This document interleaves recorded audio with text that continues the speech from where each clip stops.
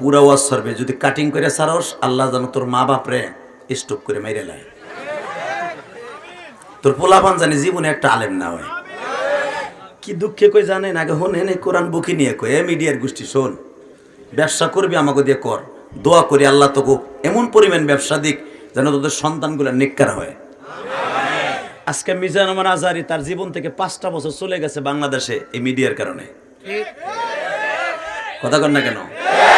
সরমনার শাহেক কোথায় কি কইছে, শেখ হাসিনার বাস দিছে, খালেদারে বাস দিছে, ইরশাদরে বাস দিছে, এটা মিডিয়াই প্রকাশ করছে, ধরা খাওয়াই দিছে বেটারে। মামুনুল হক জেলখানায় গেছে 3টা বছর এই মিডিয়ার কারণে। আল্লামা সাইদি অন্ধকার কুঠিরে 13টা বছর কাটাইছে এই মিডিয়ার কারণে। আমরা চাই না আর তোকে কারণে জেলখানায় যায় আর আমার মারে তুলে বকা দেখ। দেখবেন ওয়াজের ভিতর ওইটাই সারে যেখানে আমি বিড়ি খাওয়ার স্টাইল দেখাইছি, ওইটাই সারে যেখানে আমি হাসির ওয়াজ করছি। আমি কি 1.5-2 ঘন্টায় হাসির ওয়াজই করছি? আমি কি মৌলার কথা কয়ে কান্দাই নাই? আমি কি নবীর কথা শুনে কান্দাই নাই? তুই যে 2 মিনিট সারলি আর আমার মা তুলে বকলো, পুরা ওয়াজ না শুই না, পুরা গুনাহ তোর হবে।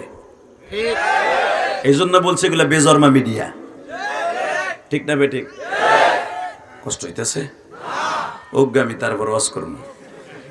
রেডি রেডি তাকা ওইদিকে।